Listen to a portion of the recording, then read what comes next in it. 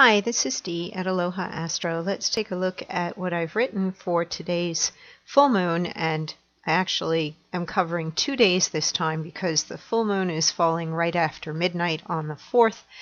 It's technically occurring on the 5th in Eastern Daylight Time. So depending on what time zone you're in, it may have an effect on when that full moon is occurring for you. So I've combined the 2 days, and we'll look at how the moon will be transiting when we go over to the actual chart and see where the planets are. So here's the image that I have chosen for today's full moon in Capricorn, July 4th and 5th, 2020. And the full moon in Capricorn, Saturday and Sunday, July 4th and 5th, brings an emotional reality check and the need to reunite disparate parts of your psyche as the moon in the cardinal Saturn-ruled Earth sign, which rules the 10th house of career, mastery, and social standing, interacts with every other planet during the course of this weekend. A cardinal T-square involving the moon, Mars conjunct Chiron in Aries, and Mercury retrograde conjunct the sun in Cancer increases tension between the areas of career or worldly demands, the self, and home and family. That T-square is modified somewhat by the moon forming a trine to Uranus and Taurus, supporting individuality and change, and a quincunx to Venus in Gemini, which may present alternate paths or people who are happy to befriend or help you. As the full moon and eclipse revelations carry over into Sunday and the moon joins Jupiter, Pluto, and Saturn in Capricorn, these planets of growth, power, and structure in a sign of authority and success form a sextile to Mars and Chiron and a quincunx to the North Node in Gemini. You may decide and decree upon a new course of action. Choosing what is best for you benefits others in the long run, but only hard work and the passage of time will prove this to be true. If you are interested in having me look at your chart and see where all this is occurring for you, you can schedule to talk with me. It's right here on the front page at alohaastro.com. And I also offer recorded readings if you don't want to speak in person. Let's move on over to the Planet Watcher page and take a look at how the planets are moving. And right now we are on July 4th, about 2 in the afternoon, and the last time I refreshed the page we were at 2 o'clock. And we see that the moon is really busy. It's making aspects to almost every planet up in the sky right now. We have the moon making an opposition to Mercury, we have the moon making a square to Mars and Chiron, then we have the sun and Mercury making that square to Mars and Chiron to make this dominating aspect pattern. And a T-square is always very dynamic and activating energy that can feel uncomfortable or challenging and represents some work that needs to be happening that you would probably be forced into doing at this point. It's not always that we're joyfully anticipating the work of a T-square. Often we are reluctant or we're responding to an immediate call to action, especially while the planet Mars is involved here. And Mars is a planet of action, and it is particularly brazen, bold, headstrong in Aries. It is the ruling planet of this sign. And it is cardinal. We have cardinal boss-like energy on all 3 points of this triangle. People have a tendency to want to be right in general, but people are going to have even more of a tendency to want to be right while this T-square is going on.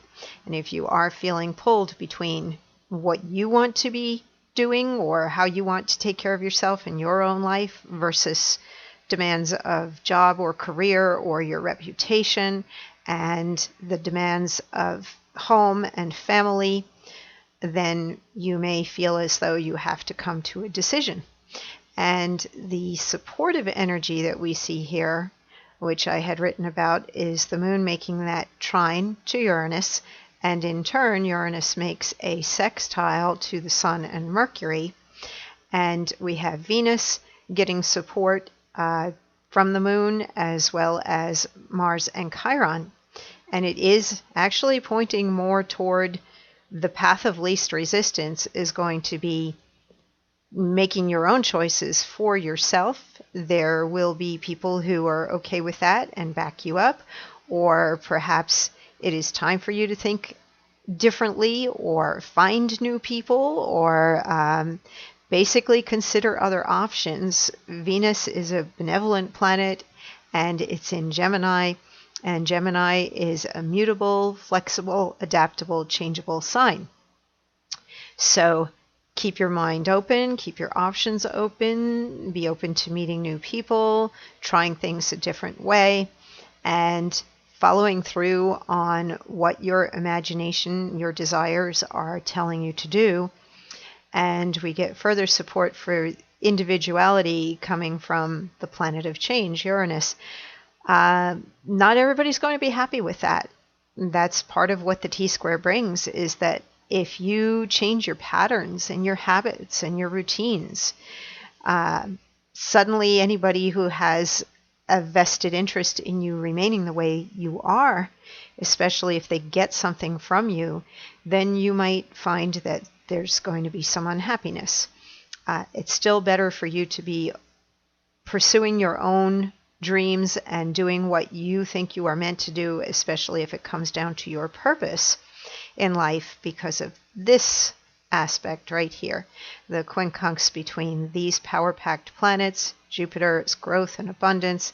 Pluto is power, control, crisis, drama, upheaval, transformation.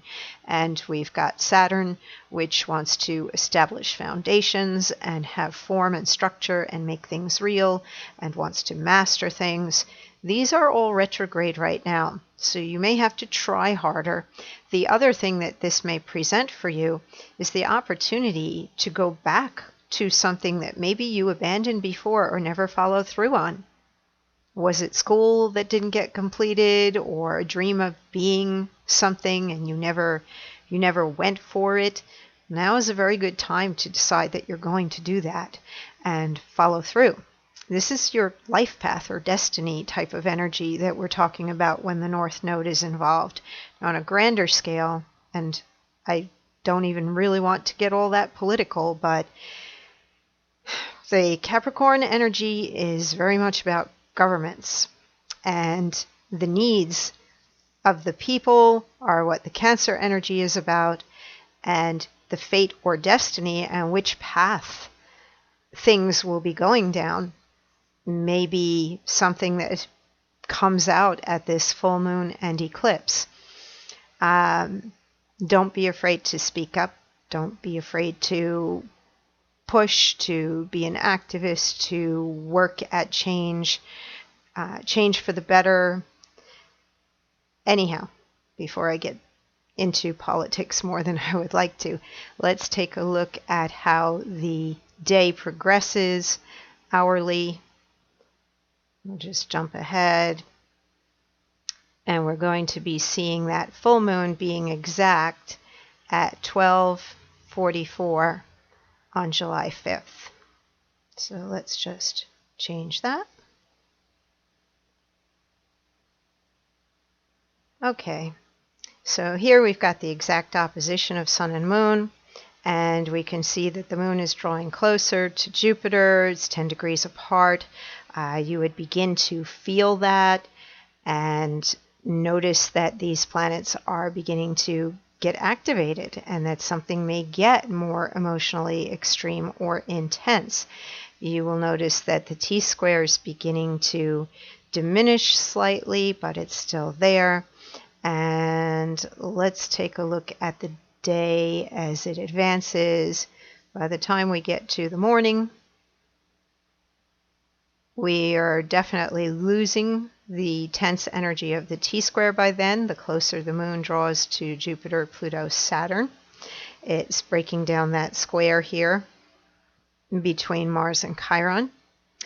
And I usually write my forecasts for about noon of every day to just kind of target the center of the day. Here at the center of the day, the T-square has faded.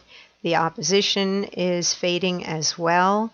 And by the time you get to lunchtime, you would notice that you're not feeling the same emotional extreme energy that you felt on the day before, the night before, and it's beginning to feel a bit quieter. We still have the moon, bouncing over Jupiter, Pluto, Saturn, which may activate some things, but it's more precise or concise. It's basically helping you to align with the things that you know that you need to do that are realistic in order to grow and step into some power. Or maybe there's ultimatum time. The time is up. The time is now. There's no more waiting to see. It may be very final, that you take the culminating energy of a full moon and eclipse, that something might have been revealed to you, and now you know what you must do. So some of the pressure's off. It's much more succinct in terms of your fate or destiny or plans that you make to the future. And I still would advise that looking toward what you feel is the thing that's most important for you to follow, what you believe is your soul purpose, is going to be the best thing for everybody involved, even if there may still be some disappointment, especially with potentially family members. If your dad wants you to be a doctor and you want to be, I don't know, a florist, if flowers are your path or destiny, go for the flowers. Don't go for the doctor, because you don't want to spend whatever time you have on this planet being miserable. You want to be able to do the things that are going to keep your soul happy and where you feel as though you're being on purpose and helping the most people by sharing your gifts and your talents. So if you come to that point of deciding, go for it, stick with it. There may be some hard work involved, because this is not exactly an easy aspect. It's a powerful aspect, but it can indicate that if you stay the course, the willpower, determination, hard work, and you've decided that you are going to remain true to what your purpose is, you'll get there eventually. And then the people in your life will be better off for it, because you're functioning at full capacity. You're not just a shadow of yourself. So while something might seem maybe a bit selfish, a decision that you might make at this point in time, ultimately it is not. And you may just have to live with people's judgments of you while this square particularly is operative, as people adjust to you stepping into the thing that you want to do, or you becoming who you want to become, especially if that means you might be cutting off an energetic supply to somebody. So let's just jump ahead. I think we have our new moon on the 20th, and see what we have there. We will still have some square energy going on with Mercury, but we will be out of retrograde. Mercury goes direct on the 12th of July, and now it's in forward motion, still making that square to Mars and Chiron. And at the time of the new moon, then we have the moon and the sun conjunct, making an opposition to these planets. Until we move further into the Leo season, I think that that's when we're going to find that things lighten up and people adjust. Let's see if we'll be far enough ahead to lose that square by then. This is where we begin to get a trine between the more personal I am Aries energy and the sun. So you might be better adjusted yourself to standing up for yourself or going after the things that you desire, and you might be enjoying the creative flow that's coming to you as a result. Venus will be backing up your decisions. Mercury, there may still be some people disagreeing because it makes an opposition to those planets, or you may still have to jump through hoops or work very hard and keep reminding yourself of why you made choices that you made. But overall, the pattern begins to shift as we get to the end of the month and you are more closely following your dreams. So hold on tight. It's not exactly an easy time astrologically, with a lot of retrogrades still in effect. Things happen in stages in terms of getting better. First to look forward to is the forward motion of Mercury on July 12th, which will help with communication and your thoughts and plans, and maybe even open up some travel and make that better. And then when we go into September, that's when we see Jupiter and Saturn move forward. And that should help the economy. It should help things, hopefully, politically. And perhaps we'll have some advance in being able to manage the pandemic in this world. Maybe by then there will be better treatment options or news of a vaccine that will help. So let's take a look at the Sabian symbol for this time. And the degree of the full moon is at 13 degrees 38 minutes of Capricorn. So we round up here to 14 degrees of Capricorn. An ancient bas relief carved in granite remains a witness to a long-forgotten culture. Keynote: the will to unearth in our culture, as well as in any culture, what has permanent value and to let go of non-essentials.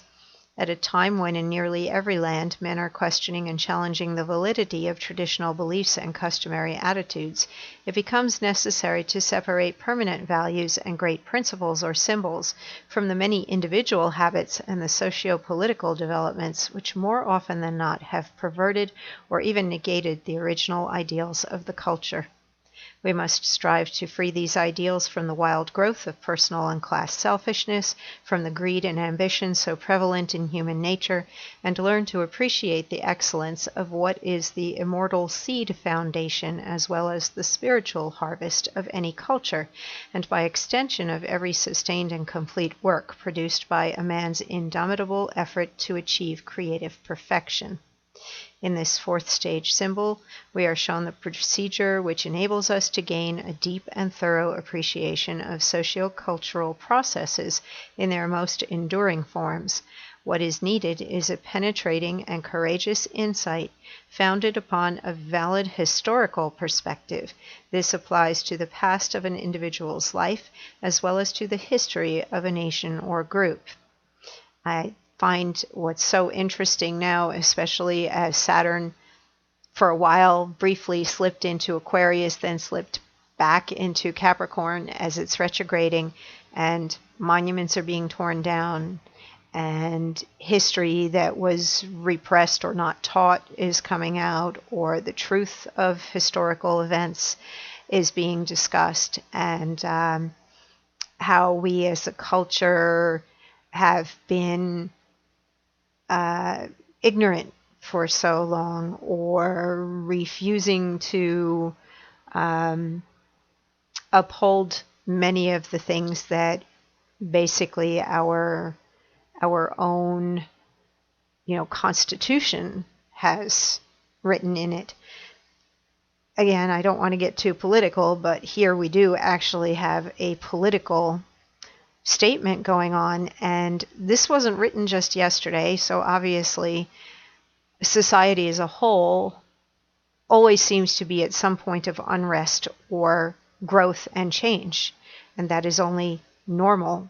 I think it's how we respond to each other as individuals, and how supportive, how truthful we are can definitely make a difference in the experience that we're going through in our lifetimes.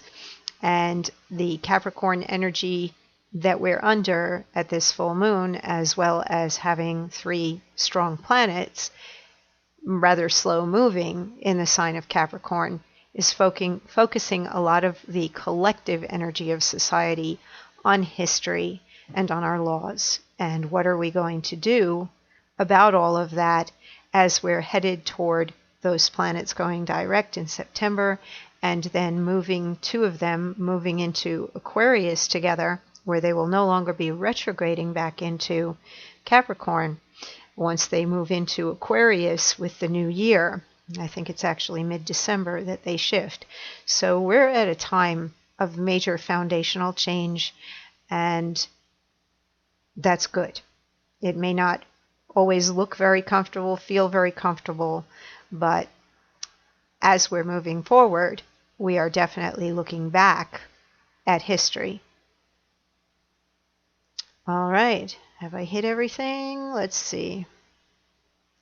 Where to see the eclipse.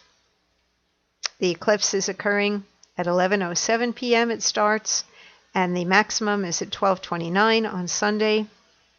And then 1:52 a.m., about an hour and a half after maximum, it ends. It will be lasting for 2 hours and 45 minutes. And here at space.com is the lunar eclipse guide, and the shadowed area is where no eclipse is visible. And depending on where you are in the world, if you are fortunate to be in the totally clear white zone here, you should be able to see it, weather willing. And in the lighter gray area, I think probably you'll see it.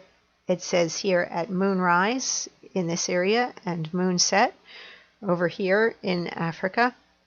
So we've got most of United States is going to have a good view of it, except for Pacific Northwest. Looks like it's going to be visible only part of the time. So if you were able to get out and look at the sky tonight, enjoy it. It may help you to, go within on a spiritual level as well, under the light of the moon and the stars, bathe in that moonlight, and listen to what your spirit is telling you about what your future should be, because you are ultimately the person who decides that. Be safe and stay healthy. And I will talk to you soon again at the new moon coming up on July the 20th.